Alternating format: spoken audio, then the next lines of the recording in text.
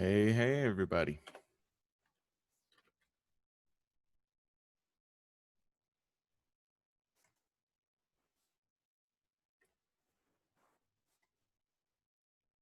Happy Labor Day.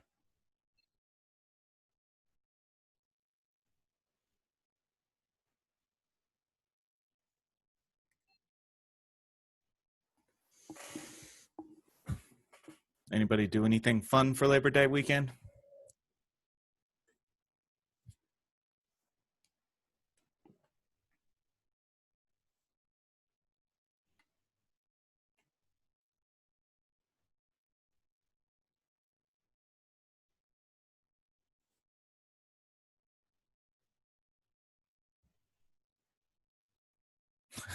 Haircut.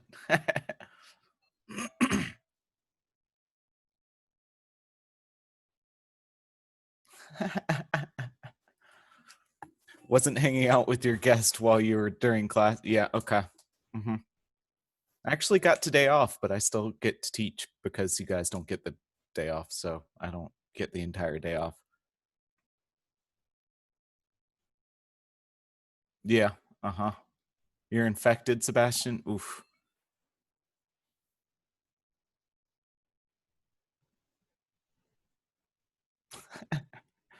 Well, if you didn't have class on Labor Day, then you wouldn't get fall break or something like that, right?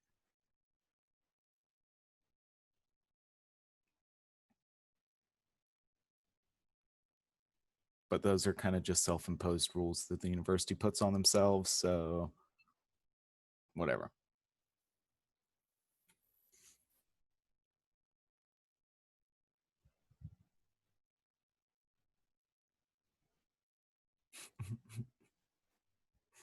Tri-County doesn't have school today. I wouldn't know.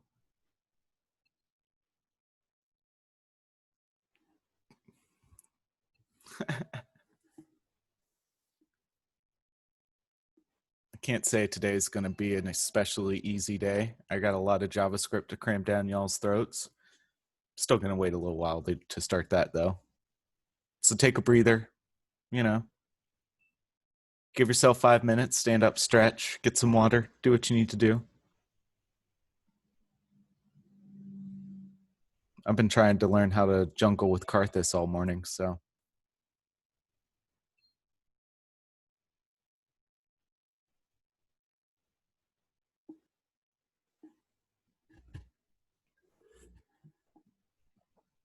Yeah, what Max said. I was like, I'm getting kind of bored of laning with Karthus. Maybe I could just go check out jungle. Is Karthus jungle a thing? Oh, apparently it's a big thing. Okay. Like, I'm not even good at it, and I'm like better than the other junglers on, like, I guess the 3 unranked games I've played so far. Yeah, it is.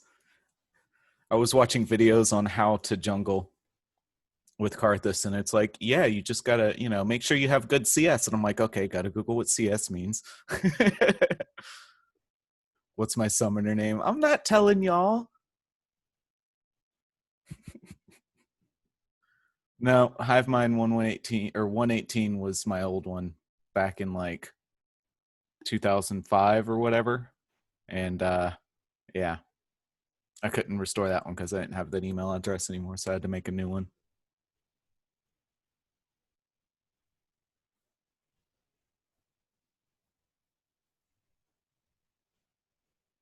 Yeah, for sure. I'll throw out my league name. I don't know if I'm gonna be playing it by the end of the semester, but we'll see.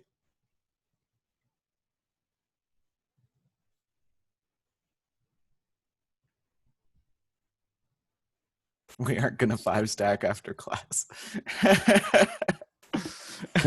No, I got some shit to do after class. God, I mean, I don't even play ranked. I tried like 2 versus AI jungles just to get stuff in there. Is that the Clemson? I thought I was already in the Clemson one. Am I not? Oh, that's the Clemson CCIT one. Yeah, I'll join the Clemson one.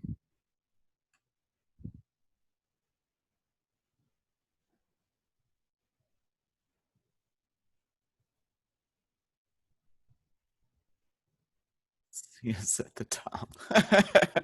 Word.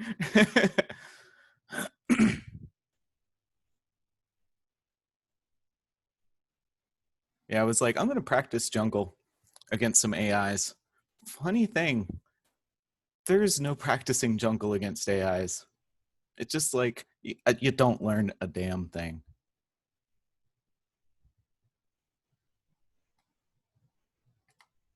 All right, let's set this stuff up. That, pop chat out again. Where's my chat? How's my audio? Is it louder or quieter today? All good? All right. I got it going through voice meter because I want to play a video halfway through, and I don't want to do the lazy thing of trying to put my mic up against my speakers and like make all y'all go deaf. So I'm trying to like virtual audio cable that stuff. I've done it before, but it's always a little, do I have it set up right? It's hard to tell sometimes. All right. So I'll give it another minute or two. If anybody wants to talk about anything else, more League or something that's not League for people who don't play. I haven't watched Mando yet, by the way. Mandalorian. I haven't started it. I know. Zoom client can pull in computer out during a screen share. Huh. Have I seen The Boys? No. I actually just finished watching Six Underground like a few minutes ago. That was pretty good. A little old. And my girlfriend and I watched the live action Cinderella this weekend. That was awesome. Diabolical came out this week. What's that? Well, let's Diabol. No, not the definition, the game.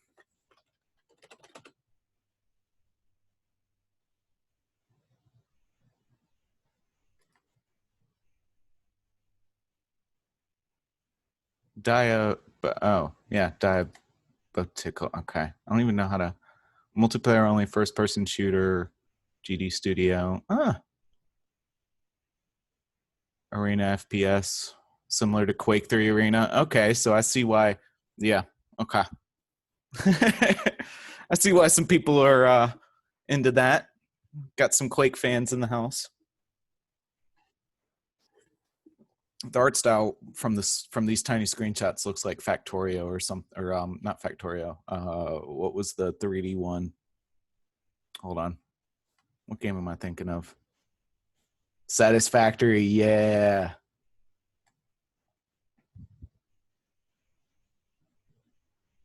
Quake Champions.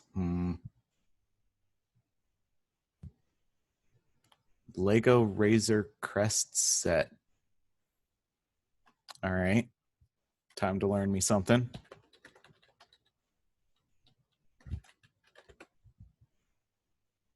Ah, nice.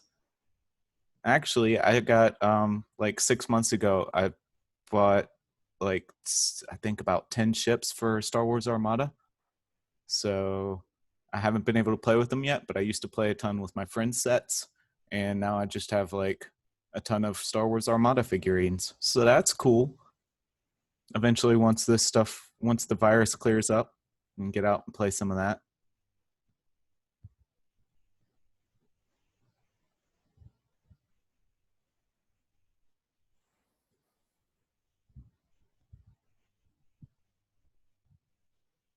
A world without a virus.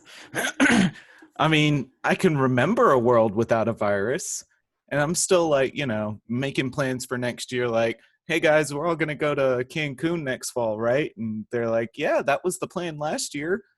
And I'm like, no buts. We'll just assume that it's gonna work out until it's not. I don't want to hear this crap. Cheap flights, damn right.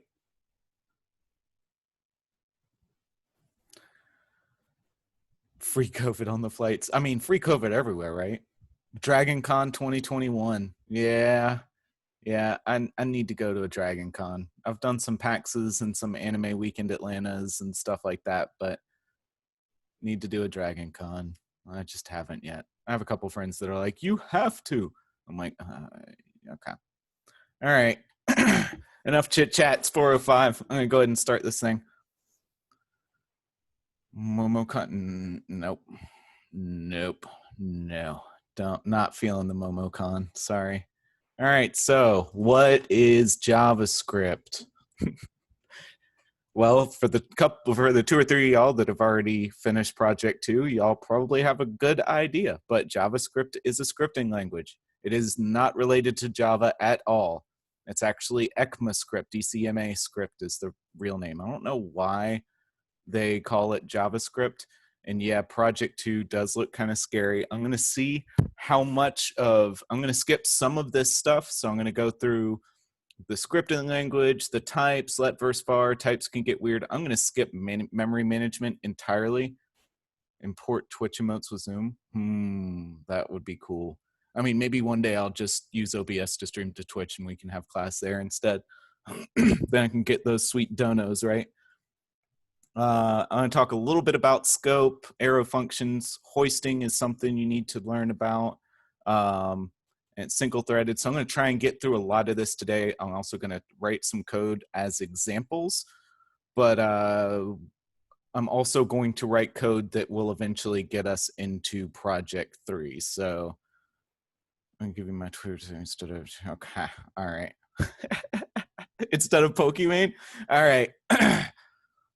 You know, I'm not allowed to accept gifts from students, so I don't know how that's going to work. I'll just have to like take all donos and donate them to like Feeding Seneca or something like that, Golden Corner or whatever that place is. All right, so JavaScript by itself. PogChamp. Oh God, stop. All right, can't run by itself. It needs an interpreter. So JavaScript does not compile into bytecode. It's more like Python or something like that. It can't be run by itself. It has to run inside an interpreter, and it can't do anything.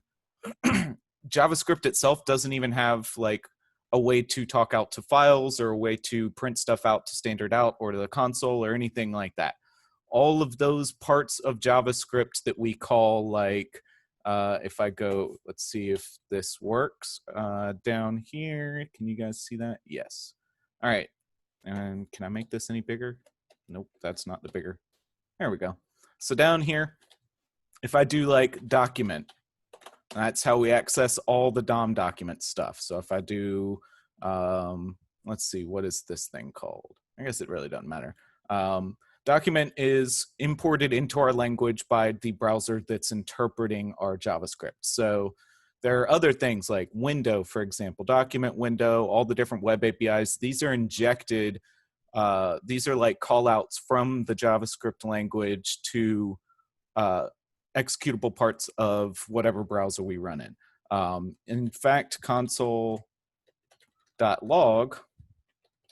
is also not native function to JavaScript. Not as far as like some implementations of JavaScript don't have this because they don't have access to a console. So there's a lot of stuff in JavaScript that won't work, and even in Node.js, which is the server runtime environment, which I may be getting ahead of myself, but it talks to, it's what we're going to use for Project 3, which I just rewrote this weekend. I broke Project 3 out into 2 projects. So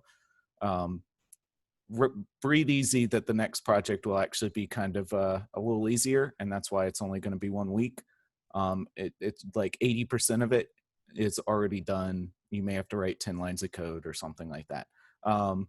So in Node.js, for example, you can actually access files on the server, and you can open up ports. You can use standard in and standard out. You can listen on ports on the server. There's many other things you can do with Node.js that you can't do inside a browser. And there are many other things that run JavaScript, like the gray and orange page that you guys use to log in. Let's switch back to Sublime real quick. Over here, it actually is, it's got a whole bunch of nasty looking XML. And this is like, hey, pull this Clemson group attribute out of our LDAP user directory, pull this EduPerson affiliation out of there. And what it's supposed to create is a new attribute called Gartner Access.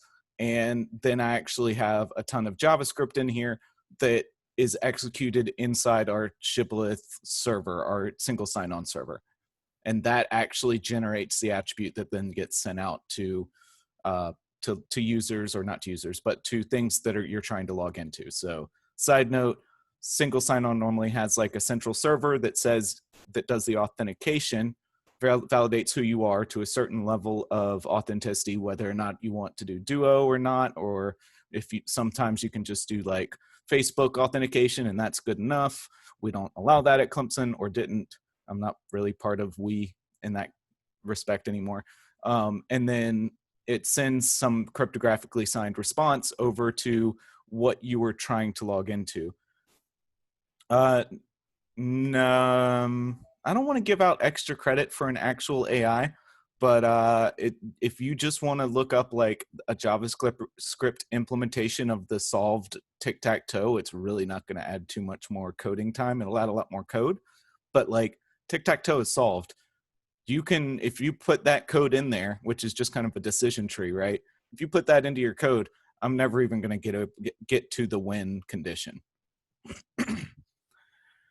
Bare minimum AI being random spots. It's full credit for the AI if it works properly. Yes, I will take 1 or 2 points off if you just while loop with a random inside of it. I want you to, because I don't like that code. It kind of sort of works, but sometimes it'll spin forever, especially if you have a bug where you don't recognize that it's the end of the game yet and you try to get the AI to go again, and then that while loop ends up spinning forever using random to look for an open spot.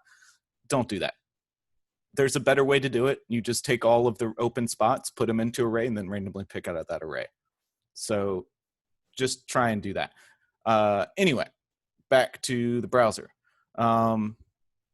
So there are a lot of different bindings in Node or in JavaScript that we have access to, and that talks about shibboleth and stuff like that. Adding scripting components allows developers to easily code up custom components without having to recompile Java or whatever other outside language you're using. So if we wanted to write code in Node.js, we don't have to recompile something, we just restart the server.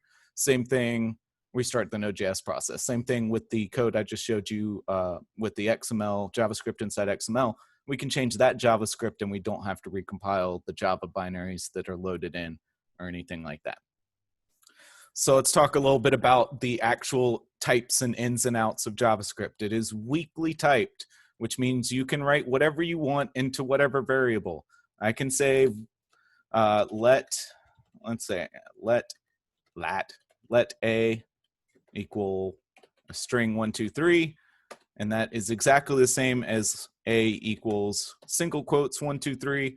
There's only one difference between double quotes and single quotes. If I do a equals double quotes 1, 2, 3 / n ASDF, that actually puts a new line in there. If I do single quotes, it does not. But they're both strings. They both create a type string, type of A. It'll tell me it's a string either way. There are a couple of different primitive types. Also, since it's weakly typed, you don't have to say, hey, I'm creating an int like you do in Java or C. You just say, I'm creating a variable. And then you put a string in there. And JavaScript's like, okay, cool. That's a string now. And then I can say, you know what? I want A to be a number now. And A is now a number. So that's what weakly typed means. Functions don't return a specific type, and they don't have specific argument types. So let me go over to Sublime and get a new window. If I do function, let's do a const a equals function. I'm trying to do this the appropriate way, and I want it to take in var1, and I want it to return 3. There's no, I don't have to say I'm returning an int, because if I were to do like result equals a of 23 or something like that, so I can pass in this, and that works just fine because there's no type defined on the parameters. Single quote and double quote do have the same output. The only difference is double quotes will compute like the dash ins or slash ins and stuff like that. Single quotes don't. if you want to look back to what I did in the browser real quick, here is the double quote version, and the output was 123 new line ASDF, and the single quote was also 123 new line ASDF. That shouldn't be, what the hell? Equals. Okay.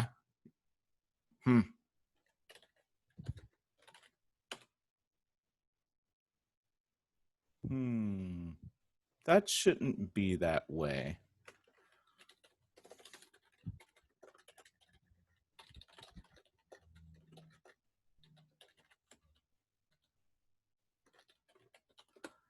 Maybe I'm totally wrong. Single quotes when you want double quotes inside the string. Okay. Other than that, there's no difference. All right. So today I learned I've been using double quotes and single quotes all wrong for my entire life. Yeah, good call, Tommy. Yeah, now I feel kind of dumb. All right. So back to variables. These are all passed by, okay, so these are primitive types, strings, numbers, booleans, and then you have undefined, which is fairly well used. Null is kind of used. Symbol, I almost never see symbol being used anywhere, but these are all primitive types. You need to know which ones are primitive types and which ones aren't, because in JavaScript, all primitive types are passed by value. When you set one primitive type equal to another, say if I do A equals 1, B equals A, and then A equals 2, B is still 1. Because it has passed by value. It makes a copy of the thing in A when I assign it to B. Also, if I pass A into a function, it's going to make a copy of that number or that string or that Boolean or whatever. It's going to make a copy of it and pass it into the function. If that function changes the arguments that were passed into it, for example, let's do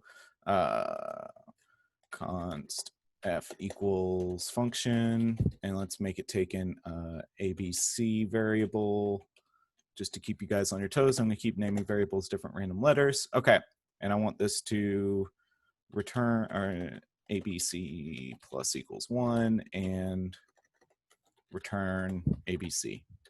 So if I do f of like 23, it's going to give me 24. If I do A equals 23 and then do f of A, it's going to give me 24, but A is still 23.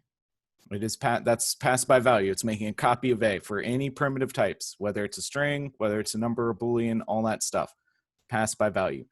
Arguments, returns, and when in an array or an object, wherever they exist, they're always copies of themselves. They aren't pointers. But there are pointers, functions, objects, arrays, and interfaces, which I never really see interfaces anywhere. But the main three you're going to need to know is functions, objects, and arrays, which I'll talk about in a second. They're all passed by reference, and they're always stored as pointers. So if I have array equals this thing. So an array is numerically indexed, 0, 1, 2, 3, A of 0, A of 1, A of 2, A of 3. They're numerically indexed. Objects are hash tables or maps or any dictionaries in Python. Key value stores. Objects are key value stores. So if I have an array, which is square brackets, and then I do array of 0 equals like ASDF, right? And then I do just print array. It's going to tell me array, the variable R is an array that has one value in it, ASDF. I can also do R of 1 is, nope, equals ABC. And if I print R again, I have now two strings in here. I can also put a number in there, A of 2 equals 2. And it doesn't really care because it's weakly typed. Arrays can pretty much hold anything. In fact, arrays can hold other arrays. So if I can do array of 3, let's just do 4 equals another array. And inside this array, I'm going to have to create it with something in it. So I'm going to create this with something, because that's what I said. If I print the top level array, If I can get it to print, there we go. So 0th entry is ASDF, first is ABC, second is the number 2, and then there's one empty slot because we skipped 3, right? And it doesn't really care. You don't have to put it in there. Yeah, they'll be posted in YouTube. I think in the chat, in the general channel, I'll update the channel topic to have a link to the YouTube playlist. And then the last thing in the array, if we open it up a little bit further, it has another array embedded in there. So it's got 0, 1, 2, and then it skips 3, and then 4 is, make sure you guys can still see that. All right. And 4 is a subarray with an index 0 something. So if I want to see what our sub 4 sub 0 is, it says it's something. So you can put arrays into arrays, all right? But since arrays are always passed by reference, for example, if I want to do other array equals array sub 4, all right? So I'm trying to pull this whole sub object with something in it and pull that whole subarray and put it into another array, all right? So now we have just a single array with something in it, which is exactly what was in index 4 in our top level ARR array. And if I do other array dot push, there's just another way to interact with it. Pushing adds it to the end. So if I want to push something else onto the array, now it's got 2 things in it.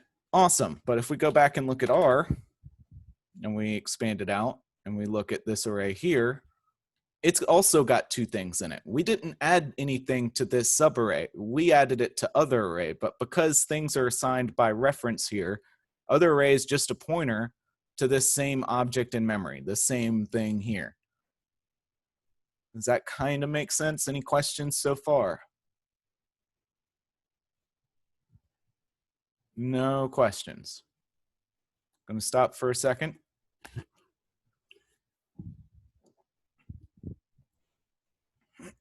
Okay, looks good. Awesome.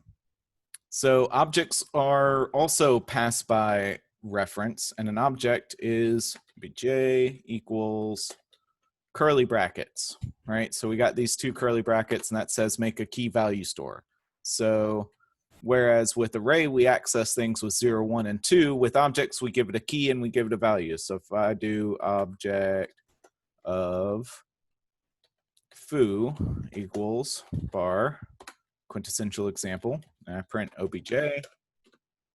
Now we have this object in here, and it's got 1 key called foo, and it's got 1 value that's the string var. All keys are strings. If I were to do obj of 1, I don't know if that'll work. We'll find out. It might type converted. I can't remember. Equals ASDF. And if I go look at object again, and if I say object of quote 1, it gives me ASDF. So it actually converted that number 1 into a string. It will always try and call toString on the key that you pass into it. So all those, there's always conversion functions within JavaScript. So a good example of a conversion function is like, okay, so we have A, and that's 23. If we make B, and we make it 23 with string, it's going to try and down convert those to something that it can actually compare. So if we try and compare it, and how is this going to work? Let's just say, actually, let's make this easier. A equals true. Let's do that. Okay, so if I do if A double equals true, console.log le.log, can't type this afternoon, A is true. Okay, so it actually gave us back, yes, A is true. So it down converts A into something that can be compared to true. If you don't want it to do that, you can use triple equals. So if I do triple equals, it will try and compare it, but if the types don't match, it will just fail. So if I do that, it does not say A is true again. Let me just put an else in there. A console.log A is not true.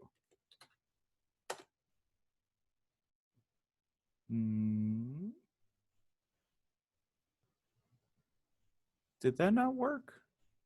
Why did that not work? Huh. Yeah, it should work. It's still a bullet. Oh. Because A is true. Duh. A equals 23. Sorry. I was still thinking I set A to a number. All right. So now A is not true if we use triple equals. And if we go back and we use double equals, it still says it's not true. Huh. 1? You think it's 1? Oh, it could be. Yeah, okay. So I thought anything non-zero. All right. Well, yeah, fun times. Can you explain the difference between double and triple equals? Yeah, so double equals if you compare two things that are not of the same type. So I can compare with double equals, I can compare a number, like A is currently holding a number, and I can compare it to a Boolean. Yeah, triple equals also checks the data type. Yeah. So if I do, so triple equal basically is like the equivalent of doing if. So if I want to compare A and B and I want to make my own triple equals function, let's call it F3 equals function. I want it to take in an A and a B, and I want it to return true only if like the same way triple equals would. I would say if type of A double equal type of B and A double equal B. Actually, I would just return that. So this is what triple equals does. It does whatever double equal does, plus it checks to make sure the types are the same first. It won't try and convert it. Otherwise, under the covers with double equals, it will try and convert a number into a Boolean. Yeah. And converting numbers into Booleans gets kind of just converting this down conversion gets pretty weird. I have a video about that in a minute. Converting types is weird. You just kind of don't want to mess with types too much, or you want to know what would happen if you had, like, say you have a function and you want to say, like, you want it to like, if something fails, you want it to return false. Otherwise, you want it to return like some object or something. Well, any object is always going to compare to true, I think, or at least anything that's not an empty object. So let's say empty object. Let's check that. Empty object equals true.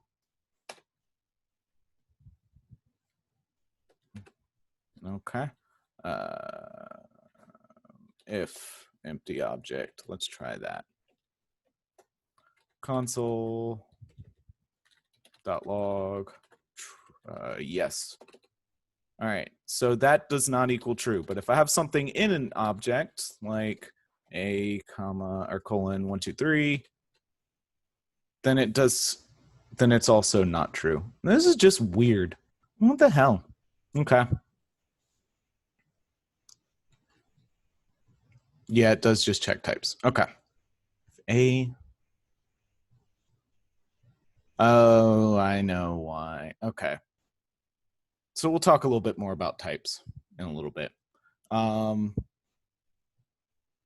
What did I want to say else about this? Array and dot notation.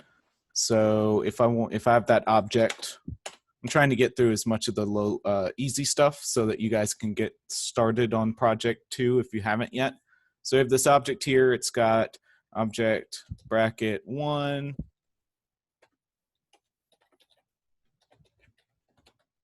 Which is that, and it's got object bracket foo, which is that. Okay, cool. I can also do object dot foo, and that works. And I can do object, I can't do object dot one,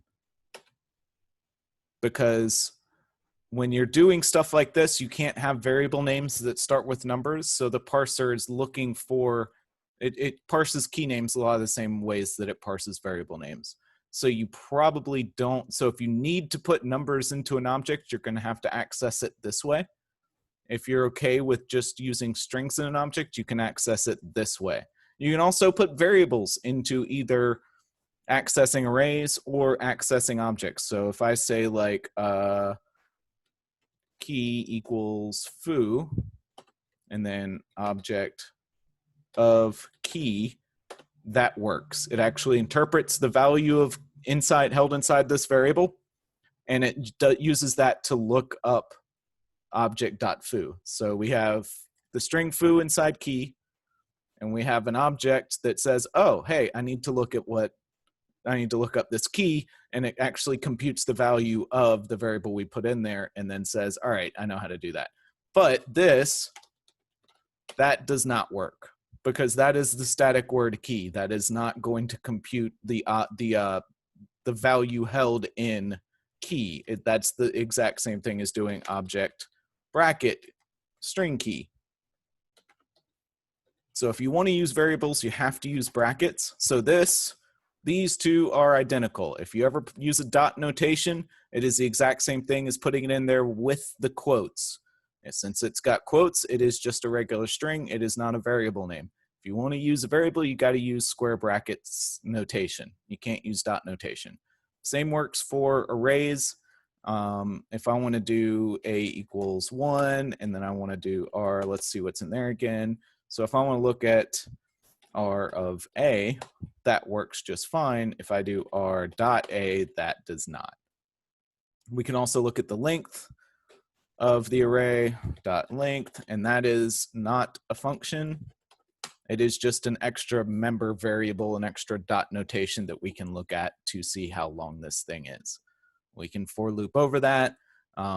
We can do for each or for in loops and stuff like that. There's pretty easy documentation on how to do those sorts of things in whatever the web API, or the MDN that I keep linking you guys to, or W3 Schools, if you guys still like that so much.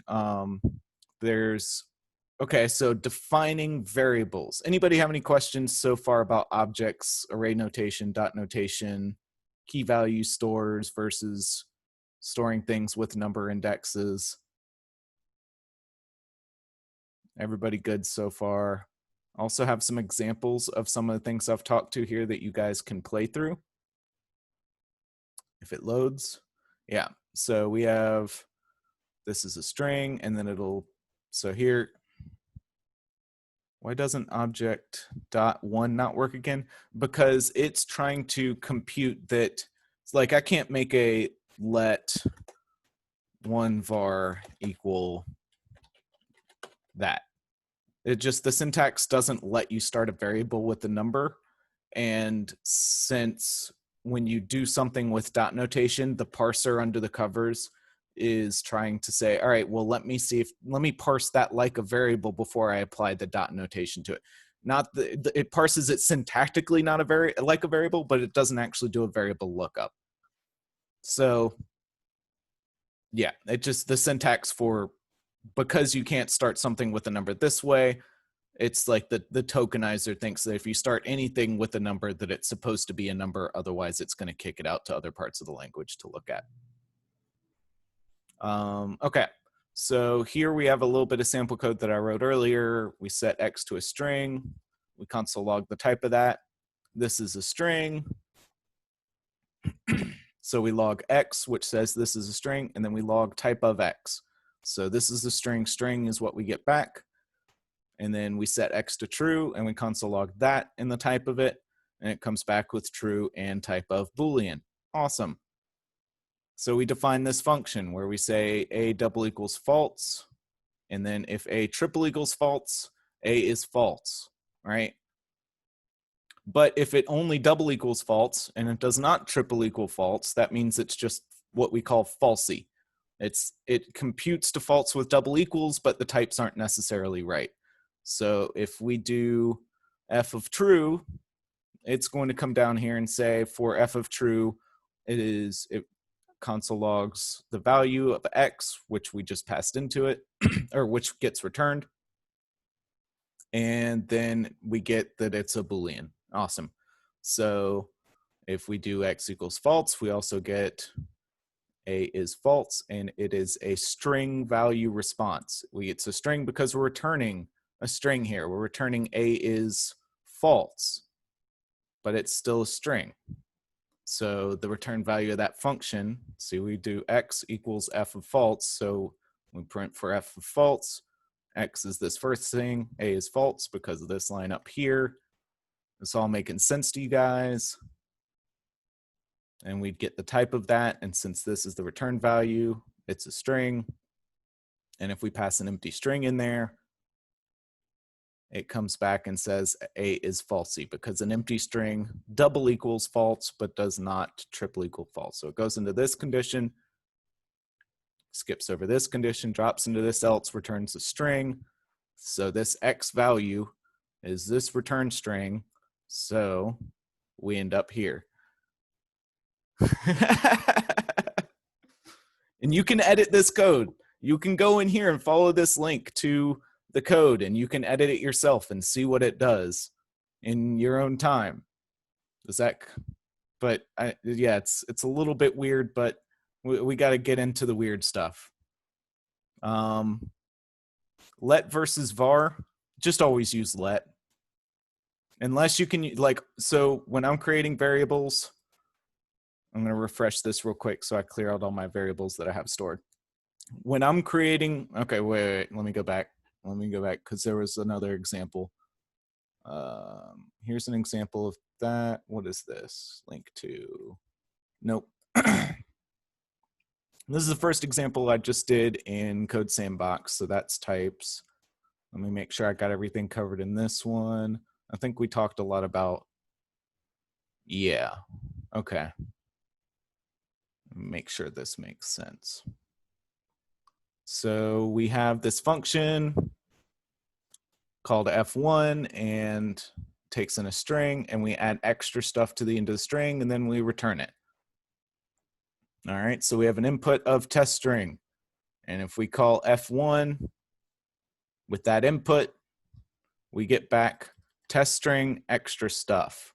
But if we log this input variable, it remains unchanged.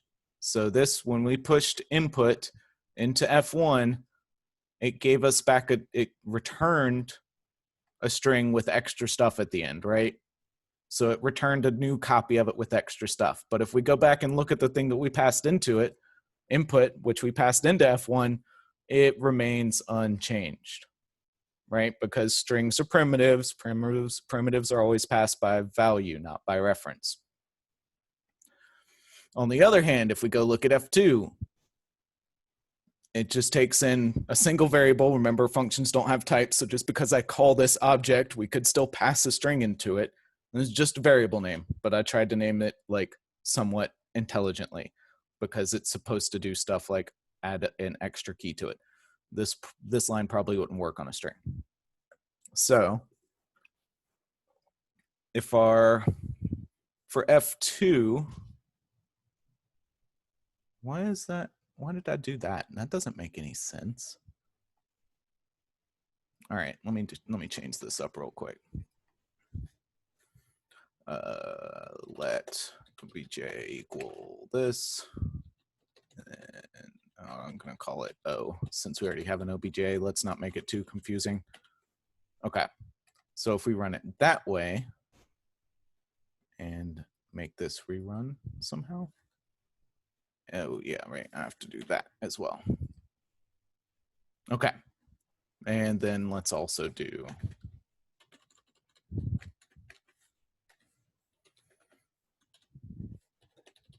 there we go. All right, this is a better example. So we already talked about all this stuff at the top.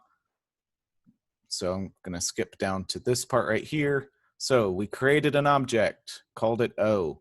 We have this function called F2 that adds extra stuff to the string, which is in key S. So we have an object with one key, which is S, and a value, that is just this variable up here. All right. So it's single key value store, and we can see that, well, I guess I could print out O real quick too. Console.log before F2, O is O. There we go. All right, so before F2, O is, why is it, what?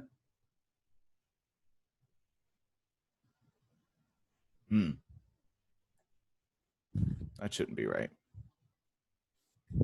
Stay, copy, leave. I'm just gonna refresh this real quick.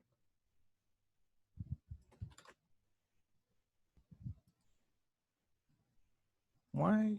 What? It should not. All right. Did we call F2 already? No. It should just print out input. What is input? Input's test string. Okay. Why the hell? Oh, I guess this doesn't actually run the right time. I bet you if I put this into a real console, let's try that. There we go. All right, so Code Sandbox is a little bit weird. It doesn't execute stuff in the right order, apparently. All right. So we go over here. We got this code that we ran. Let's open it up. Let's skip that top part, and let's just make this a little bit taller so we can see the whole thing. Not that part, this part. Okay, so we created this object. We got O with one key, one value in there. Before we run F2, O has just got one key and one value. It's going to have one key the whole time and one value, but the value is just test string, right? Because that's what was in input right here. You guys with me so far? And then we pass it into F2. And F2 actually modifies the object. It changes the stuff inside this key by adding extra stuff to the end of it. So if we look at what it returns, which is this return line here in the function, that's what gets logged here with the result line. So there's a result of this is now we have a single key value pair, but it's got not just test string, but test string extra stuff in there. And if we go look at O by itself, the thing we passed into F2, it is also modified because we passed O in as a reference. There's no way to get around passing it as a reference. Okay, well, there kind of is. You could JSON string it. Later on in the script, could you redefine as a different function? Yes, you could actually just write a letter into it if you wanted to. You could be like A now equals the string 123, or F2 now equals the string 123. Absolutely. So I'm about to talk about let versus const in a second. I just want to make sure I go over all these examples and they make sense. Arrays, and I think this one also is a little bit more in-depth example of putting stuff into arrays. Yeah, this stuff just, okay. It's all kind of the same stuff. I'll skip that for now. Leave, don't care. Yeah, that's fine. Okay. So let versus var and const. So const means that you can only assign into it once. So because you can only assign into it once, I can do const my const equals ASDF. And if I want to do my const equals ABCD, it says no, you cannot change it. Const can only ever be on the left-hand side of an equals once. Can't change it ever again. Which means I can't just be like const C2. Because it has no declaration. So when you define it, you have to also assign into it, and that's the only time you ever get to assign into it. But, and this is a big but, C2, const C2 equals an object. And I want to put a key S and test string in there, okay? I cannot do C2 equals some other object. That breaks because we're putting it on the left-hand side of an equals. But What I can do is I can modify the values inside C2. I can do C2.s plus equals extra stuff. And it lets me do that just fine because the const application, the thing that const is protecting is only the value inside this specific variable. And for, like we've said a couple of times, if a variable type is a non-primitive, then it's just a pointer. So I'm not changing C2. I'm changing the memory that C2 points to, which JavaScript is perfectly okay with.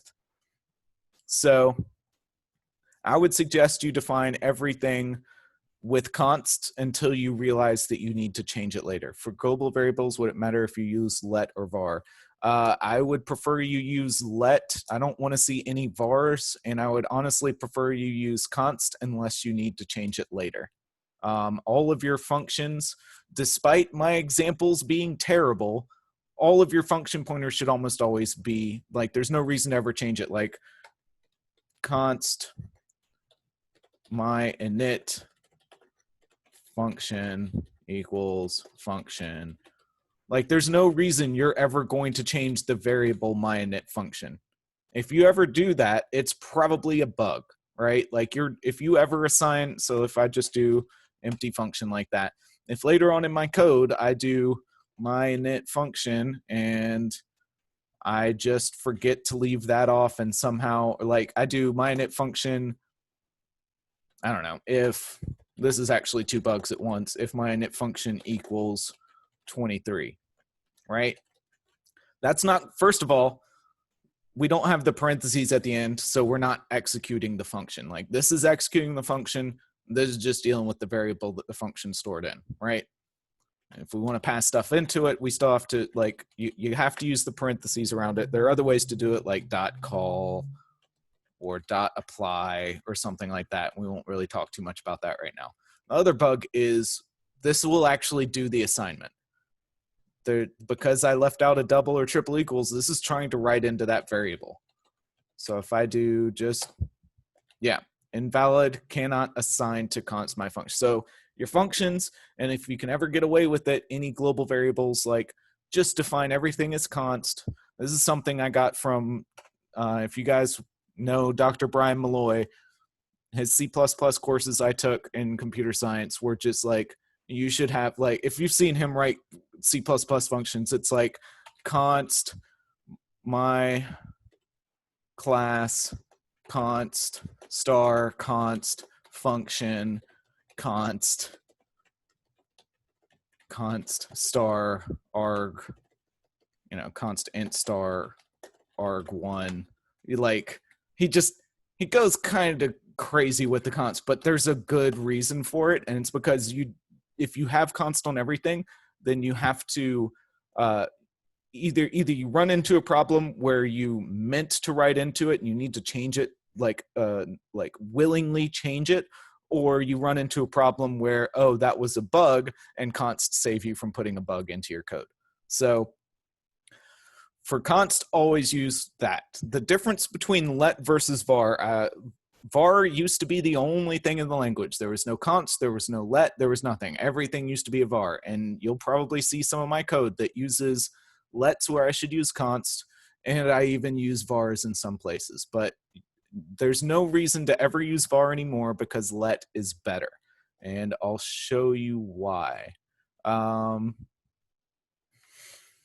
We got 25 minutes. We don't have a quiz today. Okay, so let x, right? I can define a variable x, and then I can do, do I need to talk about this now? So let just prevents you from accessing x before it's been defined. Is that right? Yeah. All right, so this gets into scoping, which is kind of going to be a pain. So before we get into let versus var, which maybe I won't even get to till later, I will say, yeah, you know what? I'm not even going to mess with that. I'm just going to go straight to this video, and we'll see how much time we have afterwards. All right. Go. All right, good. You guys know what WAT means? You guys hear it all right? WAT. Exactly. Let's talk about Ruby. In Ruby, if you reference an undefined variable, of course it name errors, as you would expect. And if you try to assign B to A with them undefined, of course it name errors, as you would expect. And what happens if you try to assign A to A with A undefined? Correct. Nil. Wat.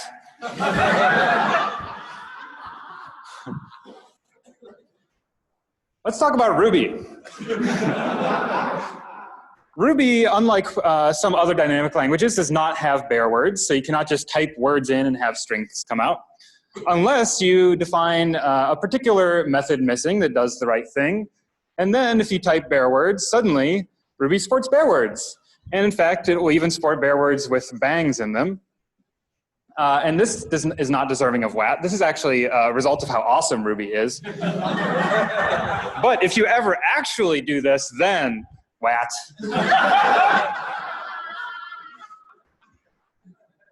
Let's talk about JavaScript. Does anyone know in JavaScript what array plus array is? Well, let me ask you this first. What should array plus array be? Empty array, I would also accept type error. That is not what array plus array is. Wrong.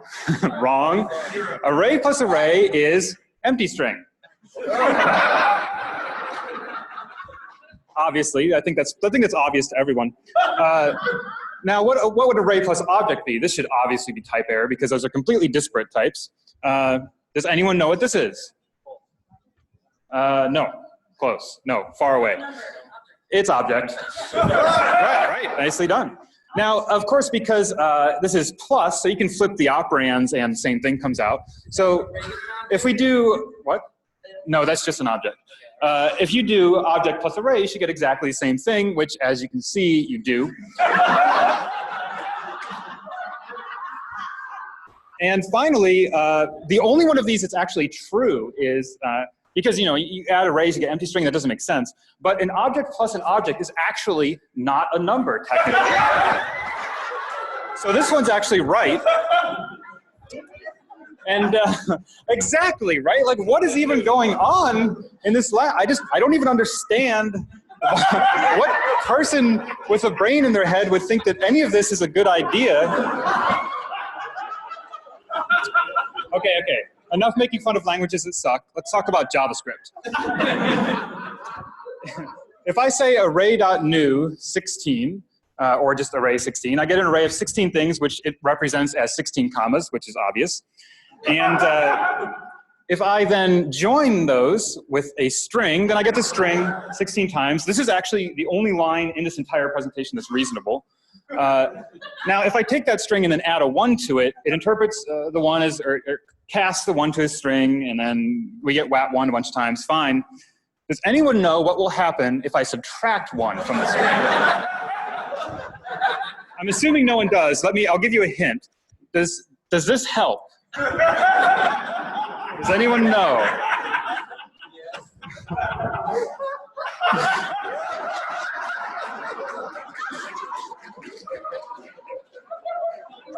Wet man.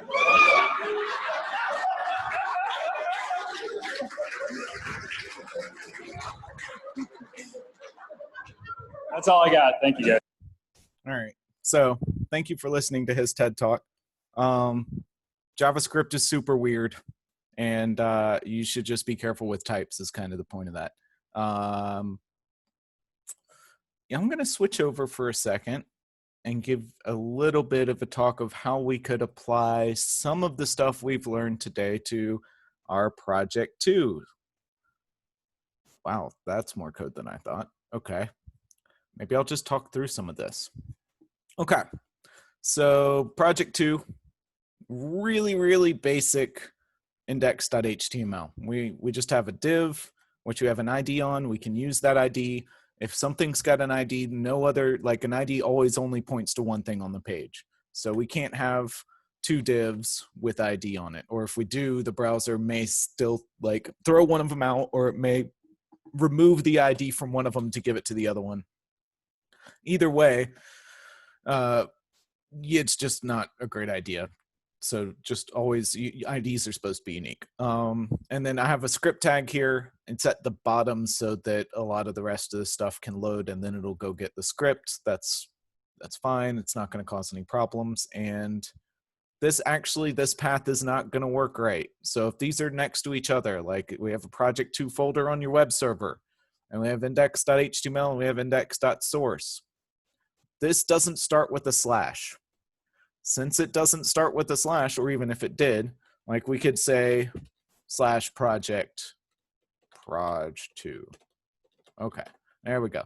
So that would work, right? Because it's like from the root of the web server, find the project 2 folder and then find index.js in it. This also works because it's like from the folder that you loaded the index page from, also go get the index.js page. So, but since this index.html is in project 2 folder, the index script will also be in the project 2 folder. So this is the correct way. This is the best way. This is also acceptable, but then if you want to copy this code into a project 3 folder, you're going to have to go in and change all of these paths. So it's a lot easier to go with just like this. If I wanted to have a source slash, it's going to say, okay, from the project 2 folder, because this doesn't start with a slash, so it's totally relative, from the project 2 folder, I want to look for a source folder, and then I want to look for index.js in that. There is no source folder in the project 2 folder, so that's not going to work. So there we go. All right, so we're going to do that. And if we go look at, I'm just going to talk a little bit through some of this code. So we have start at the bottom.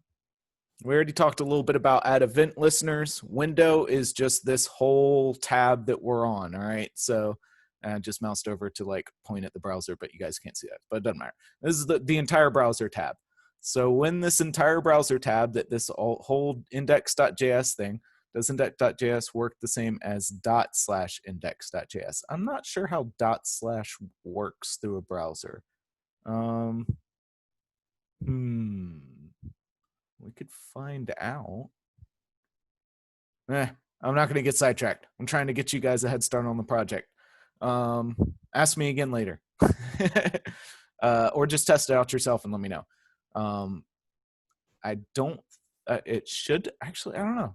Half of me is like, that should actually be a non-relative URL, and the other half of me is like, no, / should totally work. So I don't know. Add event listener. So when the page is done loading, when it's pulled in all the resources, all the index or all the HTML files and all the JavaScript files, once all that's happened, call this function.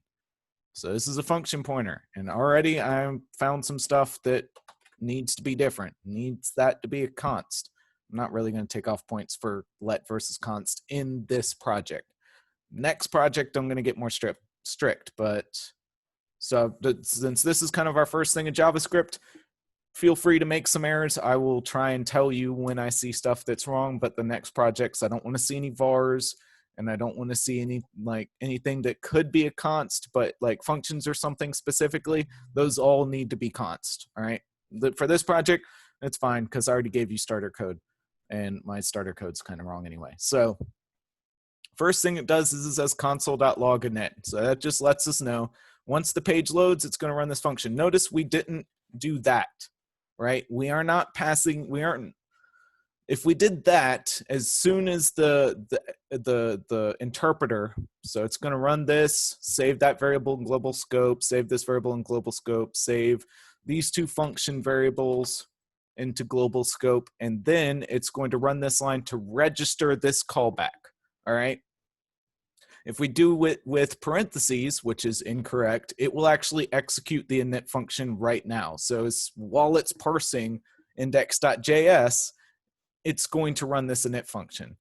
And since this init function tries to do document.getElementById app, it tries to get a pointer to this div, which may not exist by the time all this stuff happens. This might cause a failure. And also, so it'll run it, but it'll cause a failure later because add event listener won't actually have a function pointer to call. It won't actually break anything in your code this way. Like your code will still run fine, but you'll see an error in your browser and I don't want to see any errors in your browser. And I'm pretty sure I said that that is something for this project. So if you look in your browser and you look in the console, which is this thing down here, if you have any of these red thingies that say, hey, uncaught type error, or hey, this didn't work right or whatever, you see any of those, I'm going to see those and I'm going to start taking points off. I'm also going to give you like, hey, this needs to be that kind of like heads up. So over here, we need to pass the function pointer into add event listener so that later on add event listener itself can invoke your function, your init function. All right. You don't need to run it here. This is the exact same thing as doing it here. So get rid of this. That doesn't need to be there. The only reason that was there was because I was trying to prove a point, but get rid of it. That's wrong. Get rid of it. I'll try and make a note of that in Slack. Okay, so the page is loaded. Now we get a hold of the app. Root node is what I called it here. This gets called by the load event listener. And then we start doing some for loops. So we just go from 0 to 3 twice because we're making our tic-tac-toe board. We're initializing our board. We're making some buttons.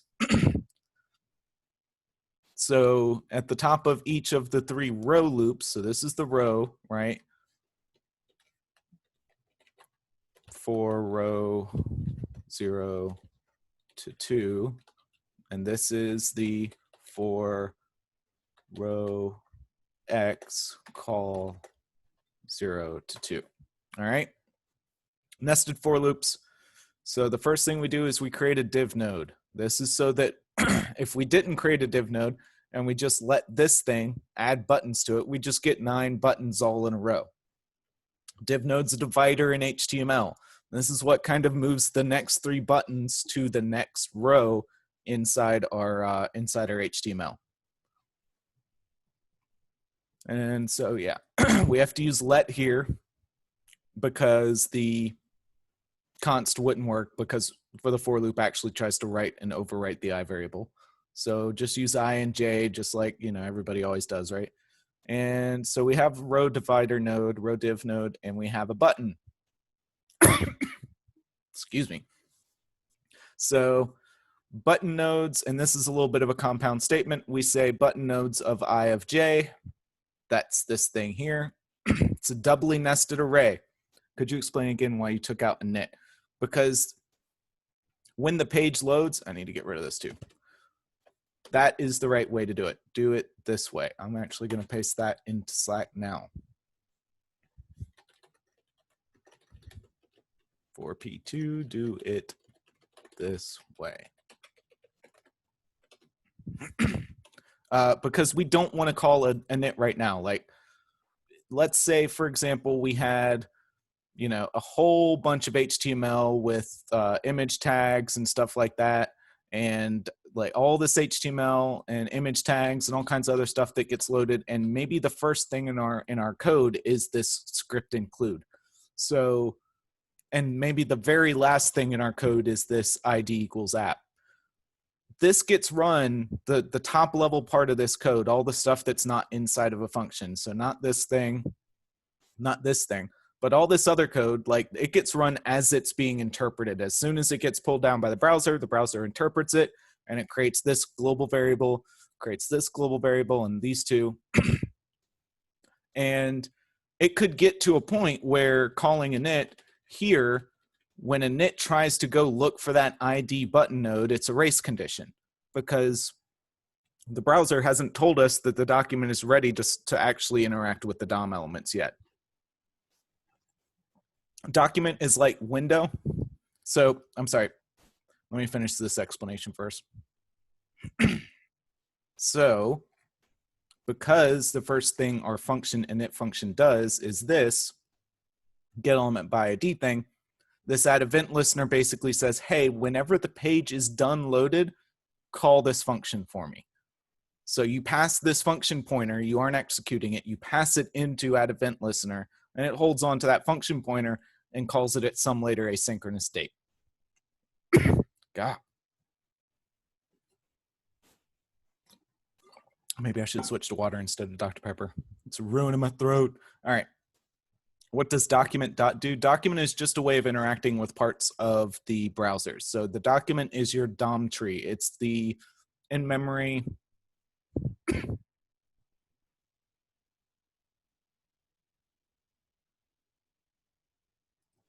God, cannot get that out of my throat. All right.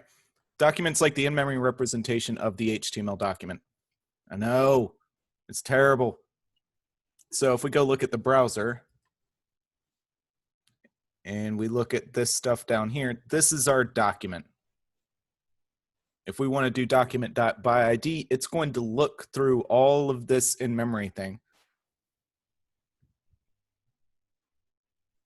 When you made the switch, my JS didn't load. Okay.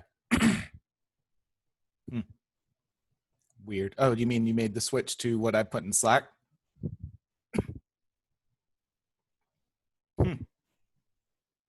Yes. Sort of. It's the in-memory living representation.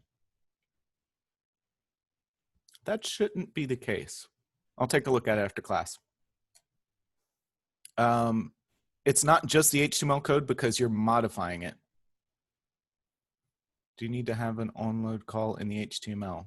No, because this is the equivalent.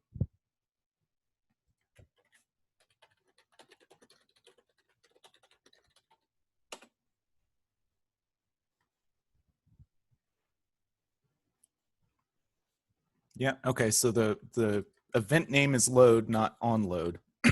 And add event listener is just a way for us, if we had an onload, we would have JavaScript in our HTML. If we put it into the HTML, it would actually have to have the executor thing in it. So there's not really a good place for it here, is there? If we had a body here, which we kind of skipped because HTML5.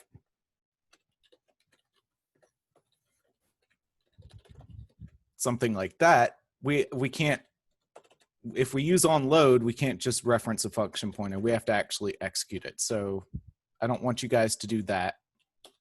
I don't want, because if you change your variable names or you change it out for another JavaScript file, you don't want this HTML to be dependent on the variable names of your functions inside your JavaScript. So by your JavaScript knowing what functions it has available, it is able to do this add event listener thing perfectly fine, and it doesn't really matter what HTML page it's looking at as long as it's got an ID element called app. Okay. So before we go down and look at line 39, we want to go up here and look at this global thing that we created. So these top two things are global variables. I mean, so the functions are also global variables, but root node, I'll talk a little bit about later. It's just defining something that we can write into, like here. So we populate root node. It already existed at the start, but because at that point, when we first parsed this thing, this div didn't exist or might not have existed. We don't want to get in that race condition, so we just declare the variable so that it's declared in a global scope and everything else can get to it. But we don't populate it till we get into our init function. Button nodes, this is an indexed array. So button node sub0 is actually another array. And if I go look at button node sub0 sub1, that would actually be one of our buttons. Something like that. And this is an array of button 1, button 2, button 3. So we just have a doubly nested array. We double nest it so that we can actually have like a row and a column coordinate, and we can find all of our buttons. Instead of having one big button nodes array with like 0, 1, 2, 3, 4, or 0, 1, 2, 3, 4, 5, 6, 7, 8, all in one big array, that would computationally be the same thing. But then you want to write some code that's like, hey, did they get 3 in a row, or did they get 3 columns, or did they get the diagonals? And when you're writing that code, it's a lot easier to talk about row 1, column 1, row 1, column 2, row 1, column 3. So that's why I've laid it out in a double nested array format like this. So we create elements. So document, yes, document is just the HTML, but it's the living and memory representation of the HTML. So we can actually create elements. This does not add it to the page, however. We're just telling the document to create a DOM node for us. This adds it to the row divider. So now the row divider has some elements inside of it, but the row divider itself is not added to the page yet. Only when we add something to the root node that's to a node that's already on the page. So we've kind of built out this whole like hanging tree off to the side of these 3 elements inside of a div, and then we add it to the root node. And that attaches all 3 of these buttons for the row, which live inside this div. And I don't know if I have this code. Let me see if I have this code on here. No, I don't. Did I comment on everything? Okay. Yep.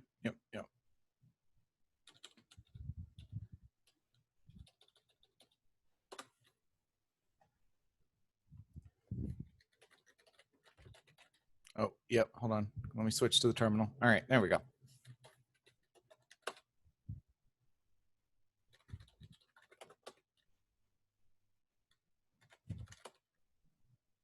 Okay, so I have a project too, but it's empty. Why is it empty?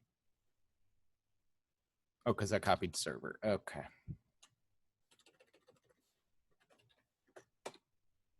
No. There we go. And if I go to my server, let's see if this actually works.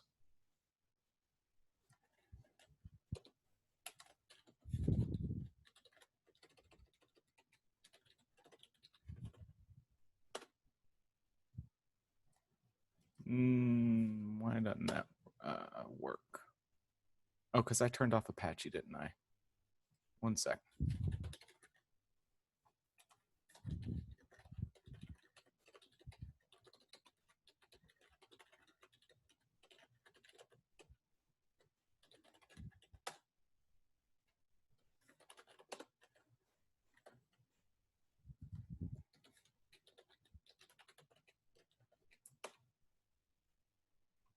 All right, so we have a ton more buttons than I thought I would. Why is that? Oh, because I have a init called twice. Right, okay. So if I look at the code that I actually pushed up there, which I can do with the inspect page. All right, no, I got 1 more minute. All right. So if I look at network, reload, and look at index.js, look at the response, we actually have init twice. So that's why it created all these nodes, because it called it here with that event listener, and then it also called it at the bottom. Not great. But while we're here, that's another reason not to do that, because it will add stuff to the page. But if we look here, we have this div app, and then inside this, we have 3 divs. Well, we should only have 3, we have 6. And inside each div, we have a button. Or inside each div, we have 3 buttons. And if I click on any one of those, it's gonna call something. Maybe. I don't know if I had that set up in the starter code. But it's 5:15.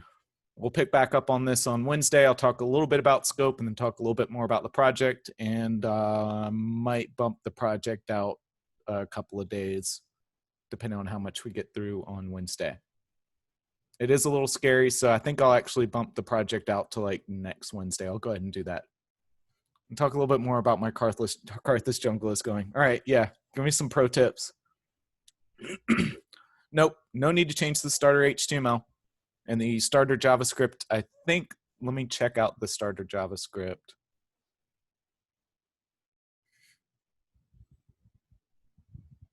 So this one's good as far as it goes. And if we go look at the extra code here, this one, we need to get rid of that.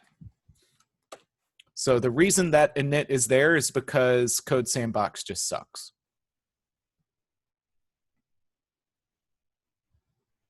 Didn't start with the starter code. No, I don't care about the variable names. You can write it however you want.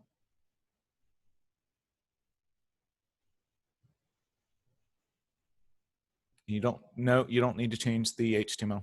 All right, you guys have a good one. I'll stick around for a few more minutes and answer questions, and then I'll be on Slack for the rest of the afternoon. Thanks. Have a great afternoon, y'all.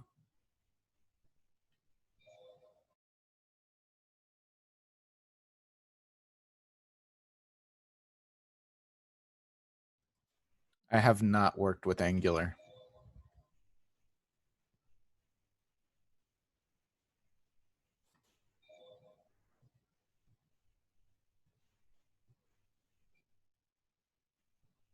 Can I go over app again? You mean on Wednesday? Or just what the app div does?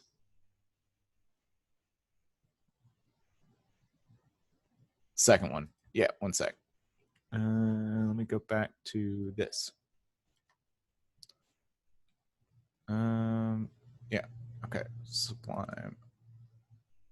Is that right? Hold on, I think I shared the wrong thing. Share screen. Where the hell?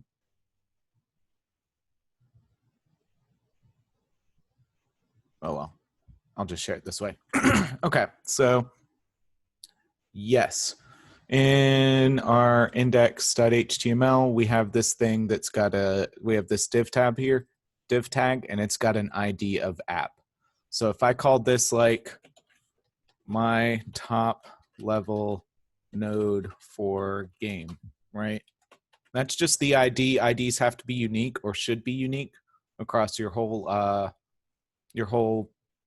like HTML document. And because it's unique, we can tell our document to find an element with an ID of whatever we want. And that ID would just have to be the same. So we have app on one side, and that's why we have it on the other side. It's just the root node. In fact, since our variable here calls it root node, it may make sense for our ID to just be root node. But I want you guys to know the difference between a variable name and using and populating that variable. So maybe this one would be like HTML of root node, right? And then up here, we just call it HTML of root node. Does that make sense? It's just IDs are strings. They're unique. We just grab a reference to it when we use document.getElementById, and then we can make changes to it.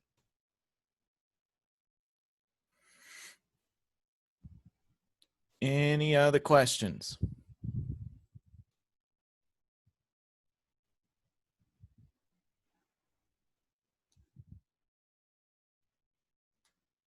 All right, hit me up in Slack if you guys have any more questions. I'm gonna call it a day. Get back to my leagues. Actually, I got some chores to do first, but later, y'all.